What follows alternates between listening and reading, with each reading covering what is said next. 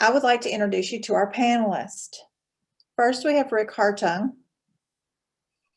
Ric was the Compliance, Safety, and Health Officer involved at the time the case was initiated by the Department of Labor OSHA, stemming from an incident that resulted in a double fatality. Ric is an engineer as well as a senior consultant and owner of Process and Safety Solutions. We also have Robert Ayers. Robert is the partner and co-lead of Holland and Hart's workplace safety and emergency response practice. Robert represents clients in PSM-related compliance issues and enforcement actions. I will now turn the presentation to Ric to get us started with the purpose and intent of PSM leading up to the Wynnewood case. Again, please make sure that your microphone is unmuted at this time. Ric?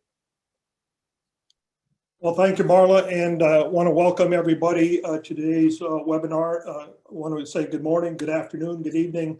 I know we have some people from all over the U.S., but also internationally joining us today.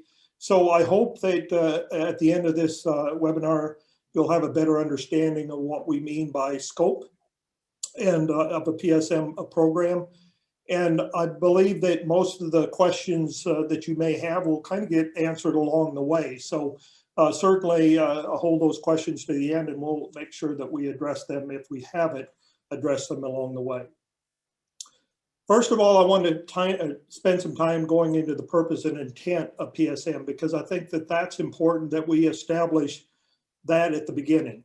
We can't lose the sight of why the PSM regulation was promulgated to begin with. And we can go over the many incidents that occurred early on before PSM started or was promulgated, but we continue to have those types of incidents since then. So the purpose and intent of PSM is to minimize those. We'll probably never be able to eliminate, but certainly we can do a lot to minimize and reduce the risk of those happening ever again. The tools and principles that help our industry are those PSM regulation elements, and they really are good tools to follow. They don't, and as we know, PSM is not a prescriptive standard, but rather one that allows the facility to define how they achieve those goals within the element itself. Of course, there's members of our industry that prioritize safe place to work and welcome collaboration of industries. And that's kind of what we're doing here is we're collaborating together to try to help our industries as in general to get better at process safety. Most facilities, I will tell you, cannot afford a failure of process safety management. There are many facilities that we know of here just in Houston alone that are no longer in business as a result of a single process safety event that may have resulted in even a single fatality or multiple injuries. They're no longer in business because they can't afford to stay in business when they have those type of incidents. So process safety is really the goal. Following the regulation is not. So if we keep that in mind as we're going through this, that will be important as well. You can achieve both by being good at implementing a robust and continuously improving process safety management program. And that's really what we want to be able to do all the time. Is we should be continuing to get better at process safety each and every day. And I just wanted to add, Ric, before you go on, certainly agree with Ric that process safety is the goal, but just for context for everybody, my comments will largely be focusing on compliance with the regulation. Just a little bit of a different approach from Ric and I being counsel for these companies. My comments are going to come from that. What do we have to do to comply with the regulation? Thanks, Ric. Yeah, very good point. Before we continue on, I just want to give you a little bit background of this particular case and making sure we understand the case in as much detail as I can provide. I'm not going to go into the nitty-gritty details, but certainly from an overview or 10,000-foot standpoint. So if you are familiar with a refining process, and I know we have a number of people on here that may not be in refinery industry. You may be in midstream, or you may be in petrochem industry, or you may be in ammonia refrigeration industry. And we're going to hit every one of these industries as we go through this presentation, because all of this applies to every industry, no matter what processes that you operate. But from a Wynnewood standpoint, in this particular case, this involved a refinery. And the typical refinery has many operating units within inside of it. You can have the crude unit, you have the ISOM unit, you may have gas processing, you may have an FCC, or reformer, hydro treaters, but a number of different operations occur within the refinery. Oftentimes, each of these different operating units will have different operating personnel, and at the same time may be covered individually as a PSM facility. Yeah, just a comment on that also for those of you on the call. You know, Rick mentioned it. I know there's a lot of people that may not necessarily be in the refinery business or be familiar with the inner workings of a refinery. I think one of the takeaways from that slide, and really this one, is that whether you're running a chemical manufacturing process or a gas processing plant, this is similar in that we've got multiple pieces of equipment linked together, connected together through piping. And so those same questions of where does it begin and end really are universal. Yeah. So in this particular case was centered around the fluidized catalytic cracker, or FCC unit. And every typical refinery, there are, as we mentioned earlier, there are several other operating units, and many of them PSM covered. The FCC in general contains threshold quantities of flammables, over 10,000 pounds. And those of us who are aware, you know, when we're dealing with PSM, PSM allows or requires you to aggregate all your flammables. So you could have propane, you could have ethane, you could have other flammables within that process. We have to aggregate all of those, unlike EPA's RMP, where it's based on the listing and whether or not you have to aggregate the listed chemical or listed flammable or not. So one of the flammables in this particular FCC was a byproduct called refiner gas. It is produced in the FCC. Aggregated amount, again, is the maximum intended inventory. It includes refiner gas because it is a flammable. So you can have multiple different types of flammables, refiner gas being one of those, natural gas actually being another one of those, because they're all flammable.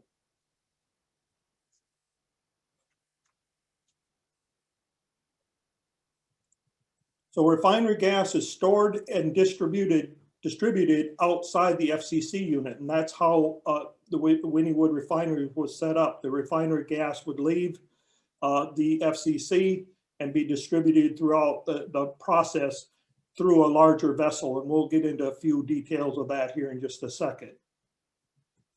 The refinery gas is distributed to other locations within the facility, and it's all used and consumed internally. So it's all consumed and used internally on site.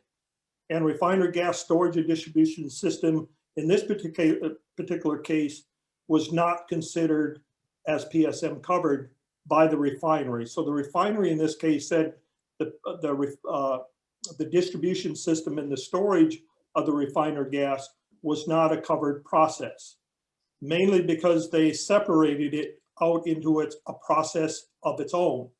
And then that process was below the threshold quantity of a separate process. So it was below the 10,000 pounds needed to meet the threshold. Interconnection was not considered. So what was actually taken into account was, as the pipe left the FCC, that was where the hard stop of coverage occurred. It also relied on facility siting study on a separate process and how it affects personnel. So as most of us know, as we do a facility siting study within a facility, we're looking for the effects on personnel. We don't always look at the effects on other equipment and other process within that facility. Not all included in the scope of any other process unit. So in other words, even though it left the FCC and was connected to many other processes, it was never considered to be part of any one of those processes. Like Rick said, it was actually considered a process of itself and by itself. So Rick, at a high level, and I think your next slide's getting into this, just to kind of boil it down, right? No pun intended. Refinery gas is created as a byproduct, gets piped outside, quote unquote, of the SEC unit, stored on site, and then piped back to the unit for consumption somewhere on the facility process or in the facility, correct? Yeah, either that site or that facility or one of the other facilities or process units within the plant, or it was flared off. At some point in time, it never left the facility. It was either consumed in one of those process heaters, boilers, etc., or it was flared. So this kind of breaks it down in a little bit more detail. You have the FCC unit or process unit within the refinery. Again, the refiner gas came out of the FCC, went into a larger vessel, and then from that vessel, it was distributed to various locations, maybe flared, plant process heaters, plant utility boilers.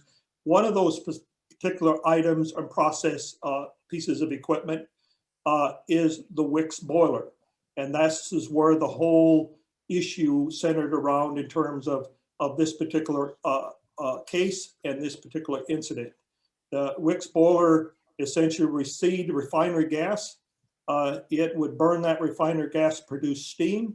That steam would be used not only in the FCC, but throughout the other process units as well. The Wicks boiler itself was within the boundaries, if you will, the physical boundaries of the FCC. May not have been a part of the FCC, but was within the physical boundaries of that process unit itself.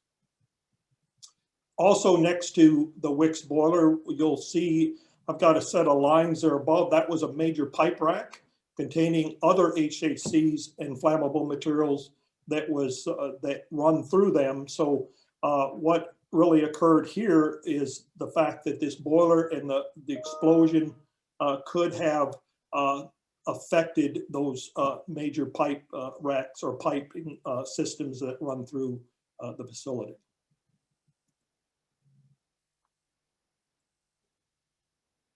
Again, one user of the refinery gas was the Wicks water tube boiler, which was located in the FCC unit boundaries. The Wicks boiler again provided steam to the FCC as well as other process systems and unit. And we know based on the documentation in the hazard analysis that the loss of steam could result in an upset of the FCC itself. And again, loss of steam that was produced by the Wicks boiler. And also the Wicks boiler was located next to and nearly under a major pipe rack containing large amounts of HHC as well. At the time of the incident, the refinery is down for a turnaround. So it had been down for, I believe, a couple of weeks or more already. What was needed, that boiler was needed to be started back up because they needed steam for decontaminating some of the equipment to continue their turnaround.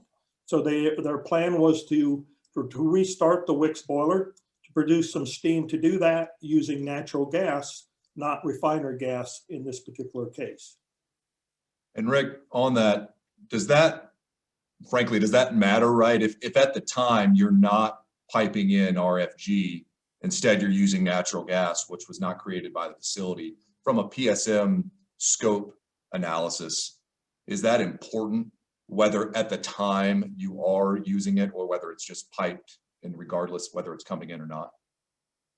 Well, in the grand scheme of things, no, it's not important, because remember I said early on that we aggregate all flammables. So whether it's natural gas or refinery gas, it's still a covered material and would require that to be a covered process piece of equipment in this opinion anyway.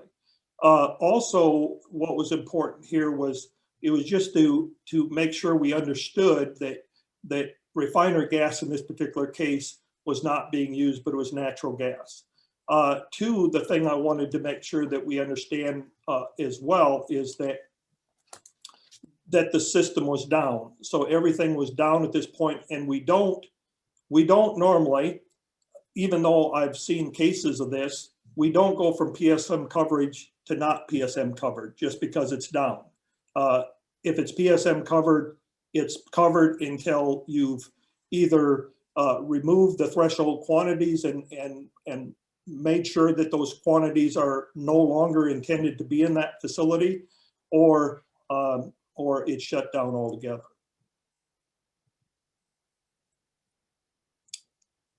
So again, some more background is typically there are no HHCs in the boiler firebox.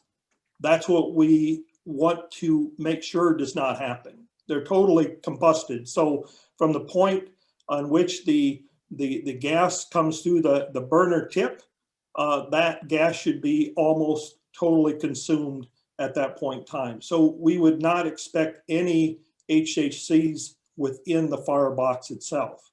However, and I think this what needs to be emphasized here is there is the potential for HHCs to be present. Rega gaps such as NFPA 85, and most of you, if you're in the industry that uses boilers of any type, you should be familiar with NFPA 85. It's dedicated to address this potential exactly, making sure that we have those systems and controls in place to ensure that the firebox does not contain an explosive environment. This particular case, this boiler did not conform to NFPA 85 requirements. All of the lighting processes and gas control was all manual. So the incident itself was gas or HAC built up in the firebox. It resulted in an explosion on September 28, 2012 that resulted in 2 fatalities. As a note here, I want to say too that there was a previous incident involving the same type of boiler, same Wicks type boiler, same everything in another area plant sometime before that, a year and a half, 2 years prior to that. In that particular case, there were no injuries, but there was damage to the boiler itself. Rick, as the inspector for OSHA on this matter, how much did that impact, if at all, your analysis on whether this was PSM covered? Are we talking by that? I mean the prior incident. The prior incident, it really didn't matter to me from that perspective. It did from the standpoint of knowledge. Certainly they had knowledge that these type of incidents have occurred in the past, and that's an important thing to remember, that if we have knowledge of something, we have knowledge of a hazard, we're responsible to address those. That's part of the PSM requirement, is to address hazards and make sure that we have done the risk analysis in our facilities. So in this particular case, OSHA issued 9 PSM citations relating to the Wicks boiler. All were classified as serious, and multiple citations were also classified as repeats. In this particular case, the citations were challenged by the employer, mainly on the grounds that the Wicks boiler is not PSM covered, not part of the process. The boiler does not contain an HAC, and these are the grounds for challenging it. And then the refinery gas distribution system did not contain the threshold quantity of HHCs. Also, the employer challenged the repeat classification based on the new corporate ownership and organization. So in this particular case, the ownership of the facility had changed approximately 2 years prior to this incident.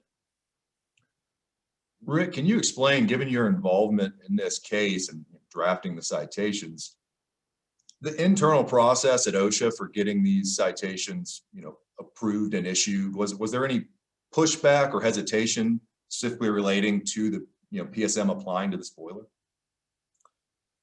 Well, I think in general, Robert, when CSHO does an inspection, they'll present what they believe to be legitimate citations or areas in which they have concern.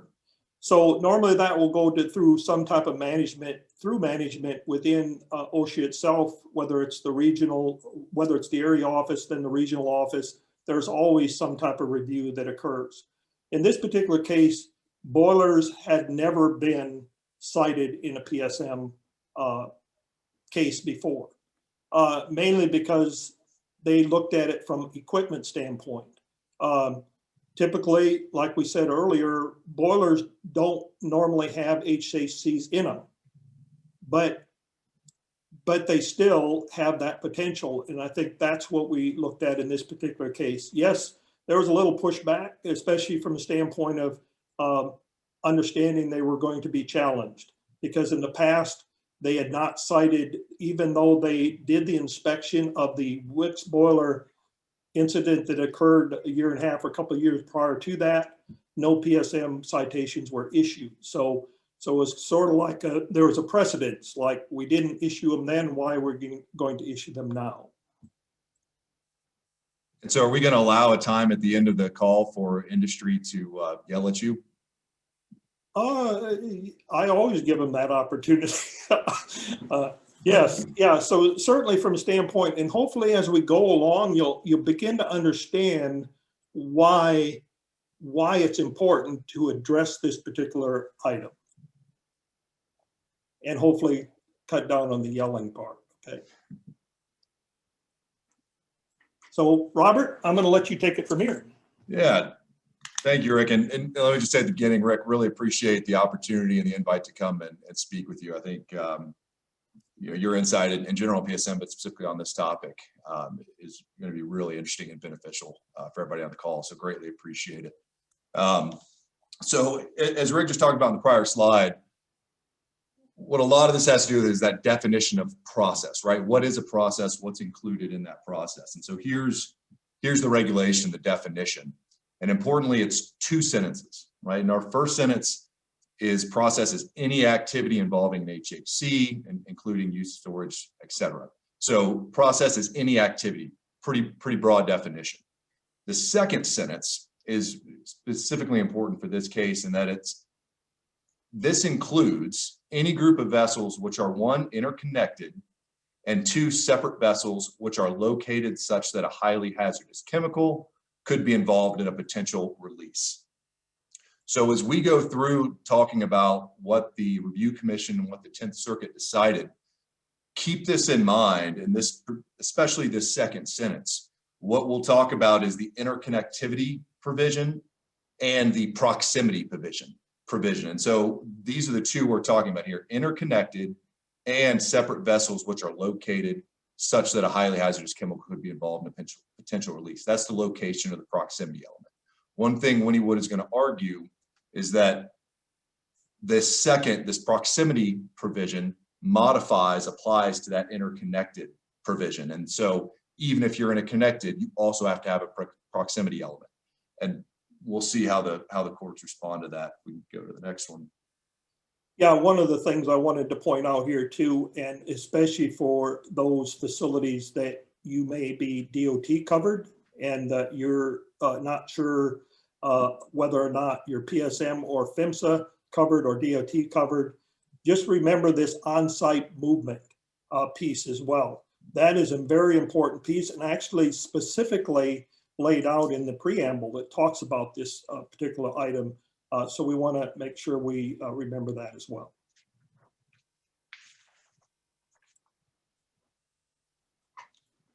So as Rick said, it is challenged by the employer. First goes to an administrative law judge or an ALJ. The ALJ finds PSM does apply to the Wicks boiler, finds that boiler is both interconnected and located such that an HHC can be involved in a release. So both here finds both elements are met. It also, and this isn't going to be the focus of this presentation, but just for context, the ALJ also vacated the repeat classification based on, Rick alluded to it earlier, the change in ownership. And looking at the substantial continuity test, that found that enough had changed, especially at the EHS level and management level, that these should not be classified as repeat. Again, we're not going to go into that in more detail today. If you have questions on the substantial continuity test or that repeat classification, please feel free to reach out. So from the ALJ, it goes to the Review Commission. The Review Commission affirms the ALJ's decision, finds that PSM does apply to this Wicks boiler. And they go into a fair amount of detail about interconnected. What does interconnected mean? And it's in my opinion, a pretty broad definition that the Review Commission puts forth, and that they say that if you have an indirect physical link, that is sufficient for PSM coverage. They talk about it does not need to be, they go into the difference between the word connected and interconnected, right? They say, here the word is interconnected, and we're going to interpret that to mean it can be any indirect physical link. It does not need to be right next to it. It doesn't need to be, vessel A, pipe, vessel B. Any indirect physical link is sufficient. And again, down here, just using some of their language, it also doesn't need to be involved with the FCC or the ALCA unit or another PSM process. If it's got an indirect physical link to that process, that can be interconnected. As to the proximity element, they said that boiler is centrally located in the FCC. And even though this incident where the boiler exploded did not cause a catastrophic release at that FCC, it could have. The argument was, well, it needs to be probable. For, the employer argued it needs to be probable, some realistic probability that a catastrophic event could occur. And the Review Commission said that's not the language. It's could it have caused that HCC? And I think an important thing there that Rick will probably talk about in more detail is that puts more emphasis on the importance of documenting in our PHA what we believe those risks, consequences could be, right? OSHA, and Rick talk about this a little bit, OSHA will give some level of deference to a well thought out and reasoned PHA that can potentially explain, here is why an upset of this piece of equipment would not cause a catastrophic release in HHC. And so Rick, anything you want to add before we go to the 10th Circuit? No, I think we're good. So it is then appealed to the 10th Circuit Court of Appeals. And here, again, affirms the Review Commission. They first address Wynnewood's argument that this vessel didn't contain an HHC and it needed to contain an HHC to be PSM covered. The court rejects that argument, said the plain language of process, remember that's the slide we looked at earlier, does not require an HHC. They go into the text of the language, and if we'll remember, it's any group, the second sentence, any group of vessels which are interconnected and separate vessels which are located such that an HHC could be involved in a potential release. So it does not specifically say must contain an HHC. Court says we're going to look at its plain language. To us, the plain language says no HHC required. That's essentially the end of that. We're not going to go and look at extra sources such as the preamble. One thing we'll talk about a little bit in the dissent that Wynnewood argues is, look, when you look at the preamble, you can really see the intent of this was to limit it to vessels containing HHCs. The court says we're not going to look there. It's plain on its face, and that's what we're going to go with. As it relates to interconnectivity, the 10th Circuit again affirmed that that interconnectivity piece is not modified by the proximity piece. In other words, if it's interconnected, it does not need to be located such that an HHC could be involved in a potential release. Now, importantly, as to, well, what did they say about indirect physical link? Is that the scope of interconnected? Okay, it doesn't need to have a proximity element, but is it this really potentially broad definition of anything with an indirect physical link? That they didn't address. That the court found that Wynnewood waived that argument by failing to raise it in their initial appeal brief. And so they didn't specifically address that scope of interconnectivity other than just to say it's not limited by this proximity element. And so the Review Commission's holding on that was upheld. And again, the Review Commission's, in my opinion, broad definition on that was upheld. The dissent said that there is a dissent, it's a 2-to-1 decision. And the dissent says PSM does not apply to the boiler. The dissent goes into some distinction between the first sentence and second sentence. It's arguably a little too textual, but importantly, it says the second sentence when read alone is not clear whether an HHC is required to be in a vessel for it to be PSM covered. Therefore, we're going to look to the preamble. And what the preamble says, and an excerpt from it that the dissent used, I think it's important, and I want to get Ric's input on, is it says a second sentence has been added. Okay, so if everyone is familiar, preamble gets put out when the regulation is issued, and it kind of explains intent behind the regulation in a lot of situations. And here they say a second sentence was added, and when they're talking about the second sentence, it's the second sentence of that process definition, right? It's the interconnected, and proximity elements. It says this new sentence has been added to clarify the fact that interconnected and nearby vessels containing an HHC would be considered part of a single process. And so looking at that, the dissent somewhat reasonably said, okay, the intent here, in my opinion, was clearly that a vessel needed to contain an HHC. Maybe it wasn't exactly put into the definition of process in the regulation, but that definition is a little ambiguous. So I'm going to look at the preamble, and when I do that, I see, yeah, we need an HHC. And so, Ric, question for you. Why doesn't that? I mean, tell me your problem with that. I think when you read this, and a lot of people read the preamble, they say, yeah, this makes sense. It looks like the intent was to contain an HHC. Why do you think that's not the case? Well, I think when we look at containing an HHC, yes, we need to have an HHC present in order to aggregate and establish coverage, first of all, right? So if we don't have an HHC in the vessel or piping or whatever the case may be, piece of equipment, then we wouldn't obviously aggregate that to come up with a total. Secondly, yes, we do have instances where a vessel or piece of equipment or process equipment may not have an HHC in it, but it has the potential to. And I think we'll address that here in the next couple of slides, where we're going to talk about and give you some specific examples where that can occur. So through analysis is what we need to use to determine whether or not it should be or should not be included. Yeah, and to Ric's defense there, if you continue to read the sentence that I just read, from the preamble, it says interconnected nearby vessels containing an HHC would be considered part of a single process, and the quantities of the chemical would be aggregated. So there is a text-based argument that that sentence is specifically referring to how you aggregate chemicals for determination of threshold quantities.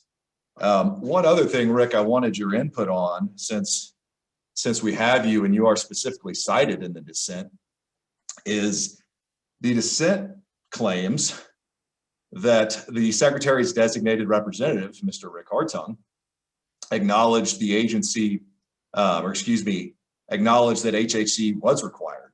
And there's an excerpt of your testimony at trial where you are asked, would it need to contain an HHC or flammable? And you said, yes, I believe so, yes. Can you explain that or provide input on what you meant and whether you believe an HHC, or at that time thought an HHC needed to be inside of a piece of equipment to be covered?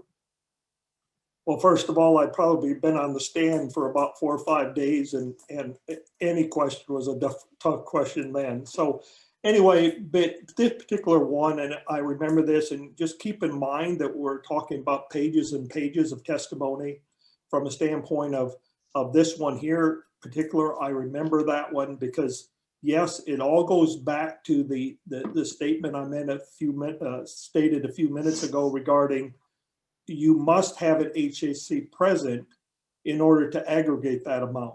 So if it's not there, it would not be included. Now, that doesn't necessarily mean that it's not included in the process itself. You just would not aggregate what was in that particular vessel. Doesn't take away interconnection or anything like that.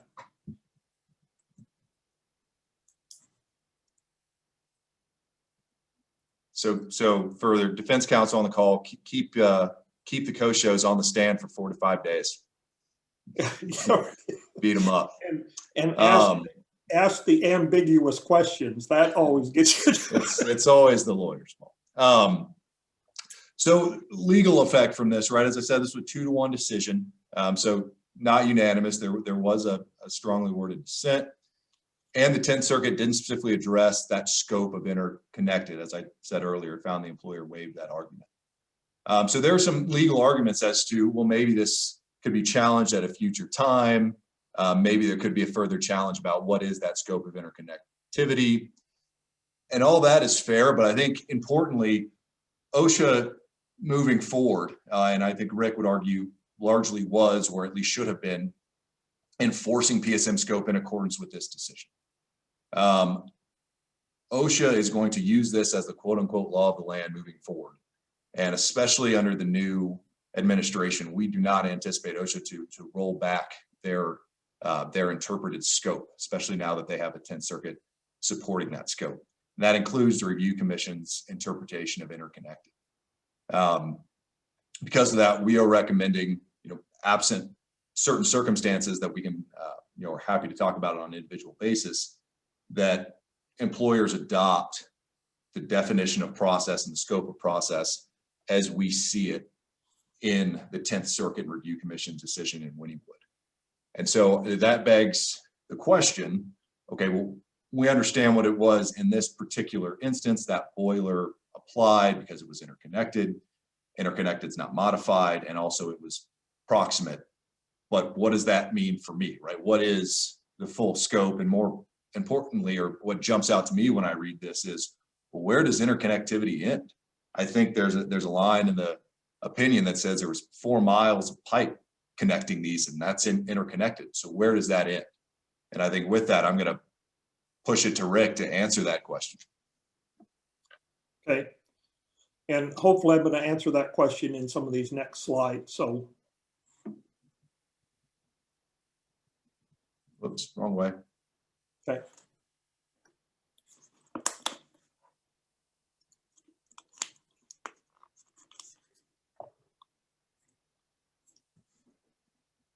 Marla, I think we went back one instead of forward one there.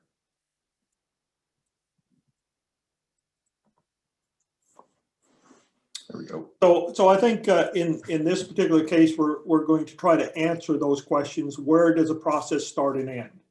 And where does interconnected end? And maybe who determines where PSM starts and ends?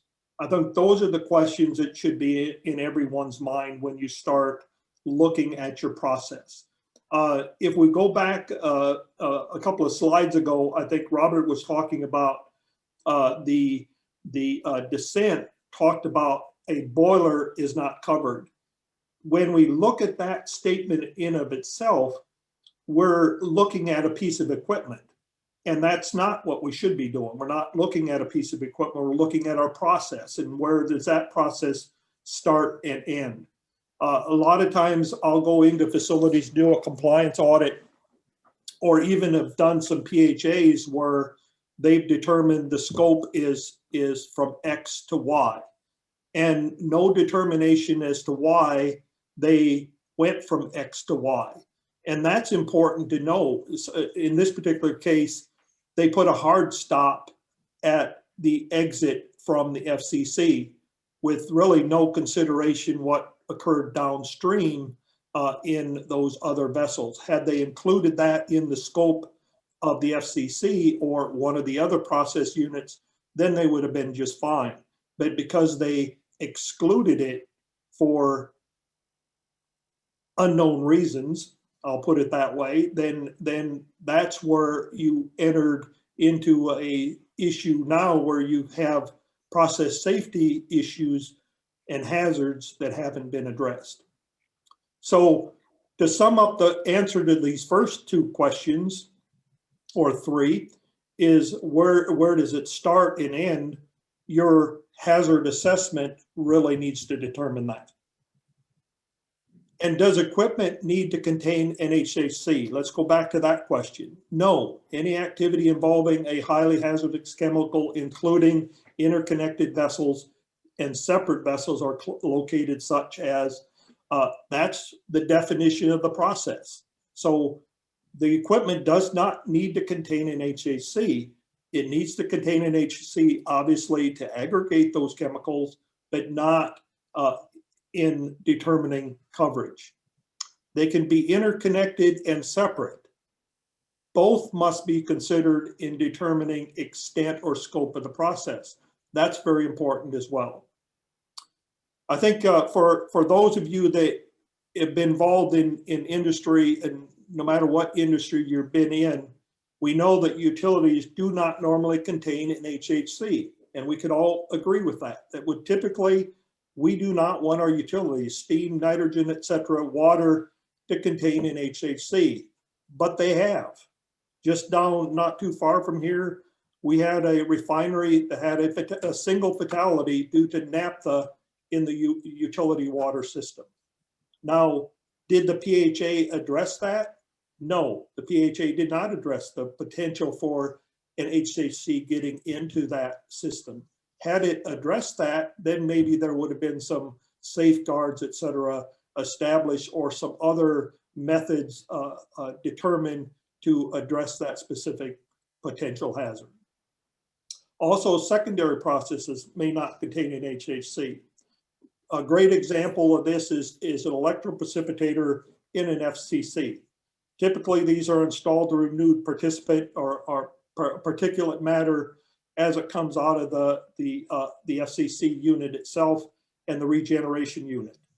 We would never expect to have and never want to have an HHC in those devices or in that precipitator, because we know that if we got an HHC in the right quantities in that precipitator, that it would result in fire and explosion, and has in a number of cases. So we know that those are two specific incidents where we know that by putting a hard stop or not looking at potential hazards that can occur in that secondary processes or utilities, they can result in catastrophic events or catastrophic incidents.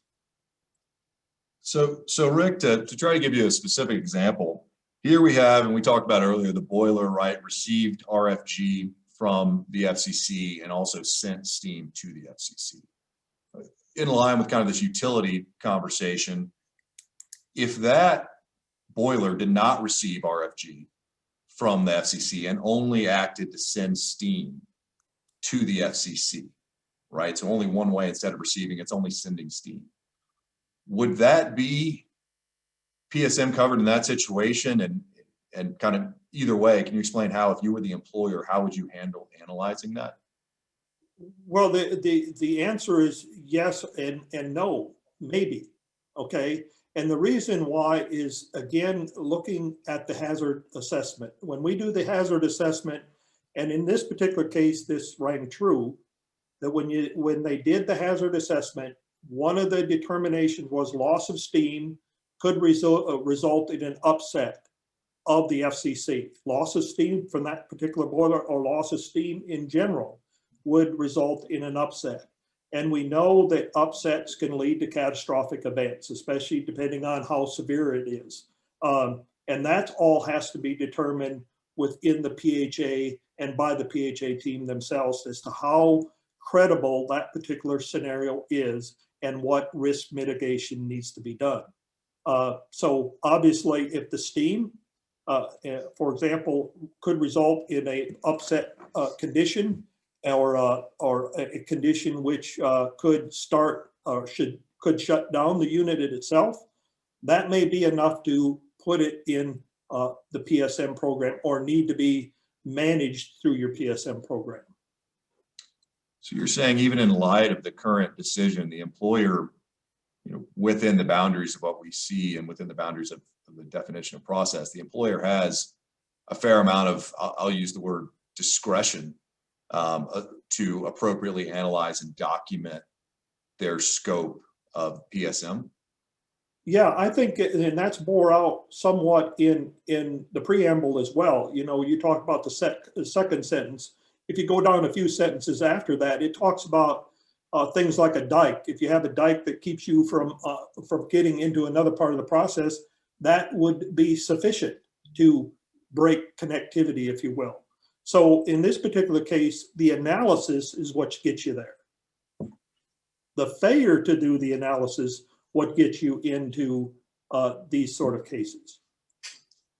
My last question on that is, so let's say we determine, we take a safeguard for something in our PHA, we determine this utility, the failure of this utility could cause catastrophic release, so we're going to say it's PSM covered.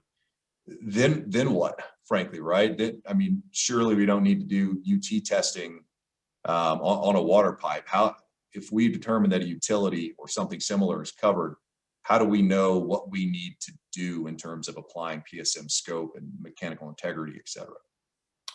Well, I think that's where again, we need to do the analysis. If the analysis is the loss of steam, for example, what risk mitigation factors have we developed to address that specific scenario or concern? So if we're using water, for example, let's say maybe another good example might be fire water. Maybe you've got fire water on one of your vessels, et cetera. And the analysis said that we need that fire water to reduce the potential for a levy of a vessel, okay? So now we need to make sure we're doing the testing and inspections just like we would through any interlock or anything else that we've developed in our processes to mitigate that risk. So there could be a number of things that you would have to do to mitigate that risk of occurring. That may not be thickness measurements, that may not be any of that, but you need to do the risk mitigation. And would you have, I mean, largely, I would assume you can look to ragged gaps there as available. And then I would guess you still have some availability to really develop your own, right? Assuming it's reasonable and scientific based, your own ragged gap. Oh, yes, absolutely. In a lot of cases, some ragged gaps don't exist for specific utilities. So you can develop your own. You can develop your own anyway, but certainly when they don't exist, you'll have to develop something to address that scenario and again, reduce that risk.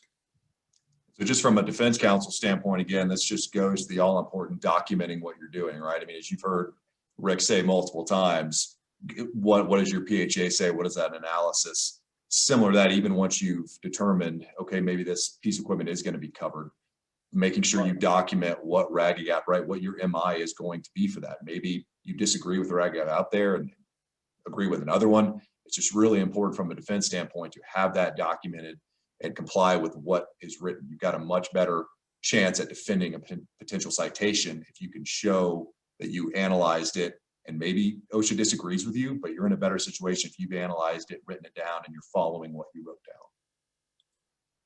So here's a question for you, Robert, and I think this will address some of the questions that I know some in the industry are having, especially, I'm going to get to a few of the others, but this is one question I wanted to ask you. So I have a facility that is an ammonia refrigeration facility. I have two different engine rooms or machine rooms or compressor rooms that contain the majority of the ammonia, anhydrous ammonia being the covered material. One of those engine rooms, machine rooms, contains 8,000 pounds of ammonia, below the threshold quantities.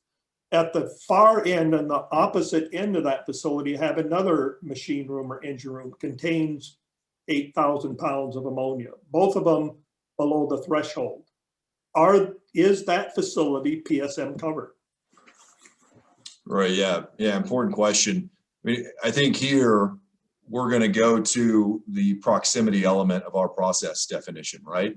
We've got two, both are below 10,000. We're assuming what we're going to talk about, 10,000. We're assuming that's what we're talking about, the 10,000 flammable threshold quantity. And so in this hypothetical, they're not interconnected, correct? Not interconnected, totally separate systems, totally. Right, and so we look to, can we aggregate them? So now we go to that proximity element. You mentioned on the far ends. I think here, at least in Wynnewood, it was 100 feet from the FCC, although as you mentioned, there were pipes going overhead. Well, I'd say looking at what we have, I think if it's reasonable to say, while we're in that proximity analysis, that, an explosion or upset here is not reasonable to cause an upset or explosion there, I think you have a very strong argument to say, no, you cannot aggregate these. But if they are, maybe if they're 50 feet apart, again, I know I get this question a lot. Well, what's the foot number? And it really, again, goes to your analysis. But if they are closer, 50 feet apart, or maybe on the other sides of the same building, I think you're going to have a much harder time, and at least more likely that OSHA is going to say, yeah, those are covered. So it really goes to that proximity analysis. I would think here, far other ends, it sounds like they're more than 100 feet apart.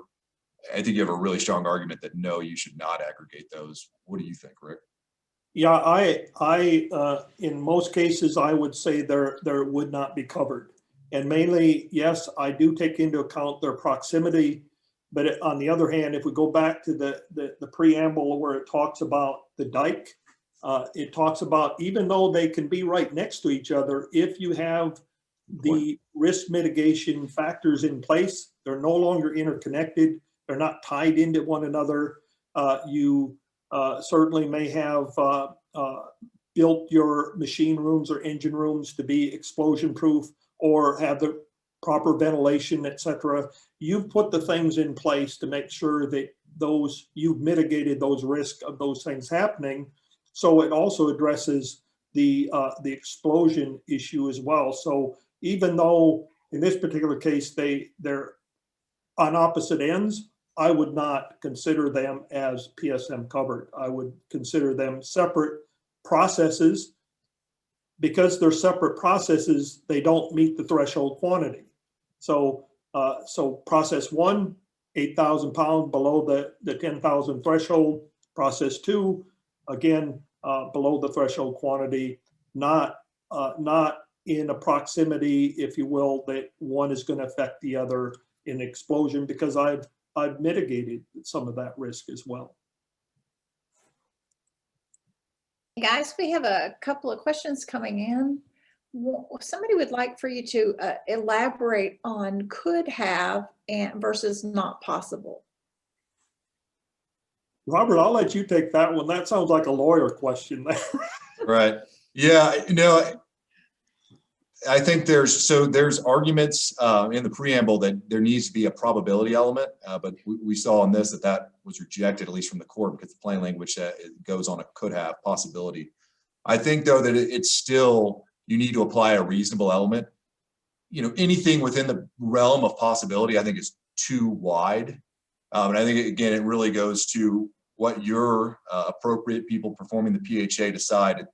I really think you apply a reasonableness to it. Is it reasonably possible that this could cause a catastrophic release, or that this could cause this? And if it's not, I do not think we need to apply everything that possibly ever could happen. Rick, do you agree with that? Yeah, I think reasonableness plays a huge factor. When we fail to address something altogether, that's where we tend to get in trouble, especially when it's a known industry hazard. I think that's the key for me, is looking at industry, understanding that this has happened, make sure we address it in our processes. Yeah, and again, from a defense standpoint, it just goes back to that importance of documentation, right? As Rick said, not addressing it can be dangerous. If you address it and say, we analyze this, we don't find it to be a reasonable possibility, you're going to have a much stronger defense. And not just defense, a much better likelihood, right, Rick, of avoiding a citation in the first place. Yes, and this, that's a typical question I get quite often. A little bit off the subject is just like, I get asked quite often, can you be cited for a bad PHA? No, you can't be cited for a bad PHA. You can be cited for not doing a PHA, but you could be cited for failure to address a hazard. Okay, especially if it's a known industry hazard, you could be cited for that. But I see lots of bad, and probably a lot of people on here probably have seen a lot of bad PHAs. OSHA can't cite you for a bad PHA. Okay, our next question is, what if you buy your steam or other utilities? Well, as it pertains to whether or not it would be covered or not, it would not matter whether you purchased it or you produced the steam yourself. If you've determined that loss of utility creates a risk for your facility, then you have and I'm going to use probably a lawyer term here, Robert, you have the fiduciary responsibility to make sure that that steam is always available when you need it, or you've mitigated that risk somehow, or at least addressed it, regardless of who's providing it. Just real quick, I saw we had an atmospheric storage tank question.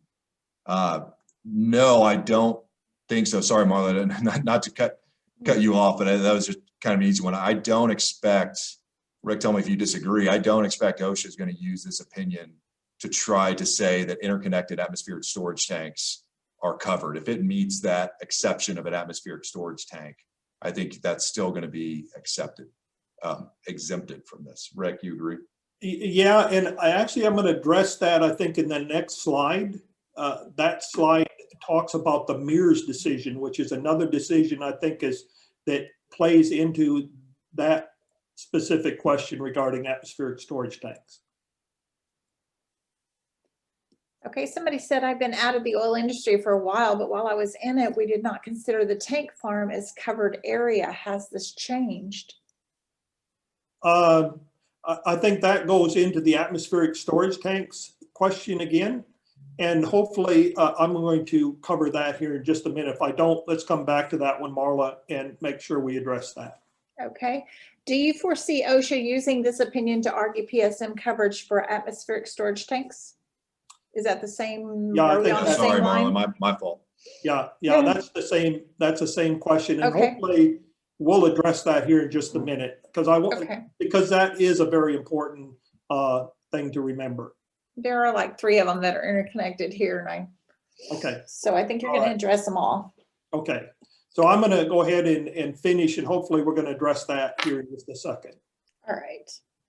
So PSM, the extent of coverage, it's not always straightforward, as we're beginning to see. Obviously, there's some things that we have to do within our facility. Not every facility is the same. Doesn't matter whether you're ammonia refrigeration, your refinery, your chemical plant, specialty chemicals, does not matter. It's not always straightforward in a lot of cases.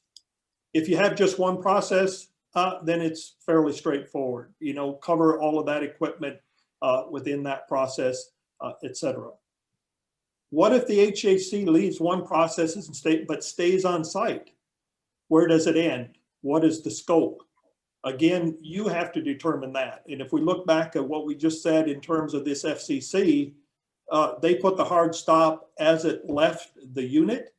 If it would have been picked up with one of the other processes and addressed the hazards addressed in there, it would have been fine. But because it was kind of left off, no particular reasoning why the hard stop stopped there, even though the HAC was flowing in and across that imaginary line. There was no reasoning for that particular definition. That's why I said earlier about determining what the scope is before you actually had the analysis done. If you have more than one process and HAC does not go to another process, then it must be within the scope of at least one process unit. I always tell people this all the time: let the PHA drive you to the extent of the process. If we do that all the time, then we'll see where all of those potential hazards are. Too many times we set a hard stop and we fail to see the potential hazards. And seeing the potential hazards is what's important. And I think your PHA team is the best one to determine those. Other examples I think that we need to consider here, and this is where we're going to get some discussion here. I know equipment that is owned by others, we've already talked about that. If connected, still part of your covered process. I will tell you that we have several clients that have 5 or 6 different companies operating within the same facility, all owned by somebody else, all being operated by somebody else. It doesn't matter. It's going to be PSM covered. Ownership doesn't play a role per se when it comes to PSM coverage. A lot of times chain of custody meters will say, well, that's a chain of custody meter. It belongs to so-and-so. It's on site. then it's equipment that would be involved in PSM. Pipelines is another one, owned by others, storage, caverns, etc. Those, if they're on site, still PSM covered. We already talked a bit about ammonia refrigeration facilities with multiple machine split systems and making sure we're addressing those. Also, PHMSA, Pipeline Hazardous Material Safety Administration versus PSM. Who has regulatory jurisdiction? Well, right now, I think, Robert, you can chime in here too. This is a pretty gray area in terms of who has jurisdiction. I will tell you, when you look at the preamble, PSM establishes PSM coverage in your facility based on threshold quantities. That if you've got pipelines within the site, those are PSM covered based on the preamble itself. How do you handle inspections and testing? Again, PSM is not a prescriptive standard, so it doesn't tell you how to do inspections and testing. You just need to determine how you're going to do that.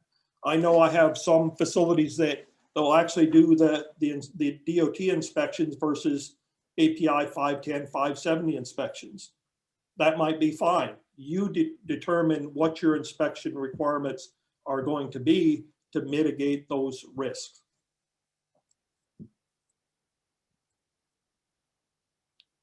Again, we need to look beyond the boundary or unit boundary.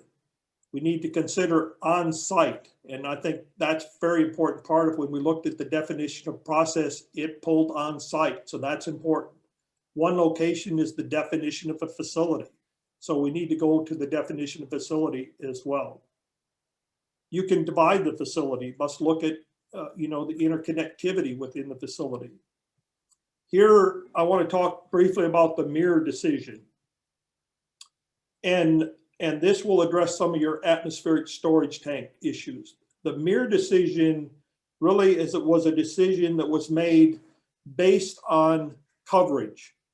So we know within the PSM standard or regulation itself, atmospheric storage tanks are exempted, right? So that would mean that I cannot use atmospheric storage tanks to establish PSM coverage. So let's say that I have a process unit that has 10,000 pounds of flammable materials in a process unit. I'm blending materials together. I'm blending materials together and I have 10,000 pounds in that process. Now, because I have established coverage in a process that is not atmospheric storage, then I could actually pull in those atmospheric storage tanks because I've already established coverage. But I can't use the atmospheric storage tanks to establish coverage. So we have to make sure that we understand the mirrors decision just goes to address how I establish coverage. But once you're established, then you can pull in those things to make sure that they're addressing the effects. Remember, those things that occur in that atmospheric storage tank could affect your covered process, right? All process elements must be within the scope of coverage. And what I mean by that is let's not base it based on equipment, like I said earlier. You could be interconnected to a toilet. I'm not sure why you'd be interconnected to a toilet, but let's say that you are interconnected to that toilet. Just because we called it a toilet doesn't mean that it's no longer PSM covered. If it's connected and I have the potential to have HCC in that toilet, then I definitely need to be addressing that, right? I know that some would argue, and I know there've been a lot of argument that this is not expansion of coverage. I don't believe it's an extension of coverage or an expansion of coverage in and of itself. I just think it's doing the thing that PSM was always intended to do, is to address process safety and to the full extent of process safety. Rick, on that, and I think this may answer one of the outstanding questions. Let's use because I don't believe, and obviously it depends, but I don't believe you think the toilets are PSM covered. even if they're interconnected. So let's say there was an interconnectivity with a toilet. Why do you think, can you explain how that would not be, even if it was quote unquote interconnected, right? Why, what are the situations in which you would think that is not PSM covered? Well, why I think it's not? Oh, if it's connected, I believe it would be covered. So if it's interconnected in any way, even if it's to a toilet, and you determine you do not see a reasonable possibility that an HHC is going to get in to that, we'll say, you know, sewer line, you think because it's interconnected regardless, it is PSM covered?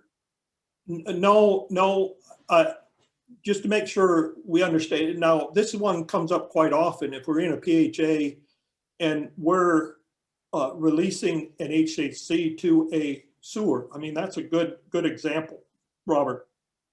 If you're releasing certain amounts of HHC into the sewer, then we should be addressing the hazard of flammables in the sewer, right? We should be addressing those things because that is a known industry hazard. That is, there have been a lot of cases where we've had sewer systems, fires and explosion in sewer systems because an HHC got in there. So certainly we should be addressing that as the hazard and documenting that we did. Now, whether or not it's quote PSM covered or not, I don't think that's really the point, and it would really be considered the sewer is PSM covered.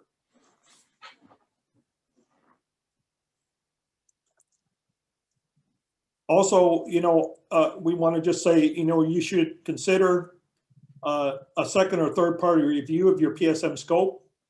And of course, there are some benefits of that. Obviously, conducting underprivileged, you know, Robert can address those sort of things, and we do that quite often. We address some of these under a privilege, and that way you have the opportunity to see where your gaps are in terms of PSM. Right, yeah, obviously we have audit requirements under the PSM standard, and those cannot be underprivileged, are not underprivileged, but the facility wants to perform a review of, hey, we think we might have gaps, whether it's to our PSM scope or our processes inside, you know, are we doing, we have the right PSI, do we have the right MI in place? You can choose to do that review, retain counsel, and do that review under privilege that allows you to keep the results of that analysis, gap analysis, if you will, prevented from being disclosed to OSHA if it's appropriately conducted under privilege. Again, if you have any questions on that, please let us know, but it's certainly something that we do with Ric quite often. Marla, I wanted to address, I know we're a little over time, this question I see, it looks like we have two outstanding questions. And Ric, you addressed it a little bit, but I think it's a really important question. And that's in the example that I gave earlier about the boiler sending steam, but not receiving RFG. We said an analysis is required to determine whether it's PSM covered. But what if that analysis finds if there's a loss of steam or if anything happens to this boiler, it's not going to create a catastrophic release. It's not going to create a release of an HHC, but it's still quote unquote interconnected because it still has, whether it's a mile or 2 miles of pipe connecting steam. So no potential for a release, but still interconnected with the utility. How do you address that, Ric? Yeah, again, I think you said doing the analysis is the first important part of that, making sure that there are no circumstances or scenarios, credible scenarios, obviously, that would result in loss of steam, creating a hazard or a potential hazardous event. That's step number one. Step number two is determining whether or not a fire and explosion from that particular boiler within the area in which it's located, if that in of itself could create a release of an HHC, then that would have to be addressed as well. If it does create a release, then obviously you would need to treat it as such and mitigate that risk as well. But just a utility boiler sitting out there just operating using natural gas, it's a process of its own. No, it would not be considered normally covered. And I think that's a huge, and I'm sorry we had to get to that 10 minutes after. I think that's a big point, and one of the things that I've really enjoyed in working and speaking with Ric, particularly on this case, that's because when I read the review commission, I'm with the person who asked the question. I think that's the concern that jumps out to me. And I think what we're hearing Ric say is, in his opinion, again, review commission, I would argue, and I think the legal argument probably goes to, yes, that's interconnected, but I think the reasonable nature of it and what Ric is saying is there is a limitation to that interconnected. It's not necessarily as plain as you may read the review commission to be, right? Every case is interpreted in light of its own facts. So in a different set of facts, there is, as Ric said, and I would agree, potential that even if something is interconnected, again, this is a gray area, but even if something is interconnected, there is a potential that maybe that is not covered by PSM based on, I won't rehash them, but based on the factors that Ric just laid out. Right. Yeah, and there's another letter of interpretation that I think was an Axio Nobel case that talks about the fact that you cannot use a control to determine coverage, right? So let's say that I have a control valve or some type of other control mechanism that theoretically stops an HVAC from getting from point A to point B. That could not determine coverage, and the reason why is things fail. We do that in PHAs all the time. We address those particular scenarios where that relief or that device actually fails. When it fails, what happens? And usually those failures result in some pretty catastrophic events. And usually those catastrophic events is what normally gets us. So if we in our PHA say that the loss of a primary containment results in a fire and explosion, and we haven't addressed that in any way, then obviously that's an issue, right? So those are the things that we need to make sure we're addressing and documenting in our programs.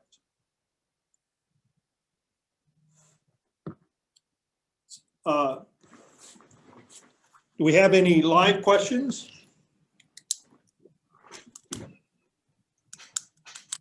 So we have a typed in question. Did your answer encompass the other one? Because it was kind of like a two-part question. Okay, I see one outstanding question. Right. It says, in the case of a boiler, if a site is following boiler code, completed PHA on the boiler, had appropriate safeguards in place, but the site does not classify the boiler as being part of a covered process, are they okay? They are completing the appropriate checks and analyses, but they are not including the boiler within the documented quote unquote process boundaries within their PSM program. I think you are okay, right? What the PSM standard, if you're following all the elements of PSM, but you just don't call that PSM, I think you've got a really good argument. Where's OSHA going to cite you, right? They have to point to a regulation and say, you failed to do this, right? Your PHA was wrong. You weren't doing MI. You didn't have a developed MI procedure, whatever it is.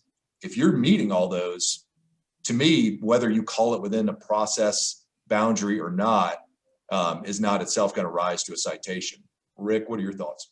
Yeah, exactly. I mean, if you're already doing all of those things, they can't cite you even under a general duty clause because you're following the recommended practices. So in that particular case, whether you call it PSM covered or not, you're actually doing above and beyond, going above and beyond from a mechanical integrity and risk standpoint. I never put it past OSHA what they can cite somebody under the general duty clause for. So, but yeah, I agree. I think in that situation, it's unlikely they would even issue a GDC, although we've seen some crazy ones. Well, that's true too. And I think, Ric, you said this to me privately. I know we're past on time. Thanks to everybody for staying on. So I don't want to belabor this point, but it also just, it really depends on, it can really depend on the inspector you get. There are checks, as Ric talked about earlier, at regional level, and sometimes even at national level before citations get issued, especially high profile ones. But, the citations that at least that get issued are really dependent on who comes out to your facility. And in areas, Ric was in Houston, there's some good knowledge in Houston and other parts of the country. There's less PSM expertise and knowledge. And so it really can depend. And then this really goes more to our defense right? Once a bad citation is issued compared to not having one issued in the first place. Yeah, and I think to that point, Robert, and I think that's a great point, is even when I was with OSHA, we have to keep in mind that, you know, you have 4 elements that you need to ensure before you can issue the citation. Obviously, those are, you have to have a standard that was violated. You have to have knowledge. You have to have a hazard. So you have to have those elements or prima facie elements in place in order for that citation to be issued. Keep in mind that very few compliance officers want to end up in court. You know, so if we don't have the evidence, you didn't have the knowledge to be able to defend it on a witness stand, you may not issue the citation, or the citation may be issued, and then if it wasn't challenged, fine. If it was challenged, then there's some negotiation going on. So really those things that really get to the heart of and soul, I believe, of PSM and making sure we're applying, those are the things that we talked about today.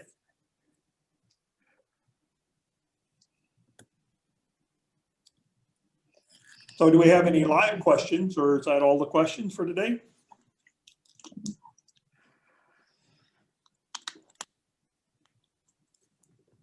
I think if you have a live question, all you'd have to do is you'd have to unmute Marla. You would have to unmute. They raise their hand.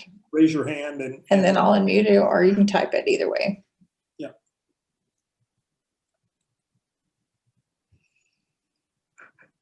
I'm not seeing any questions. Great. Well, obviously, if you have questions, please feel free. I think the next, you should be able to, by Googling either of us, get our contact info, but there it is also. If you do have any questions, please don't. I'm sure the same is for Rick. Do not hesitate to reach out. Happy to talk about this. Any questions about doing, you know, analyses to determine whether any of your facilities are meeting the scope, please let us know. Again, I want to reiterate, thank you everybody for participating. I hope you found it as beneficial as I did when I talked to Rick. And again, Rick, thanks so much for doing this, inviting me to do it. I think this was fantastic. Really appreciate your great input. Well, I appreciate it, and I really appreciate everybody's participation in this. I think, you know, at the end of the day, just like the first slide that I talked about was process safety being the intent and goal. And I think the more we learn, the more we can converse back and forth from a legal standpoint, from an engineering standpoint.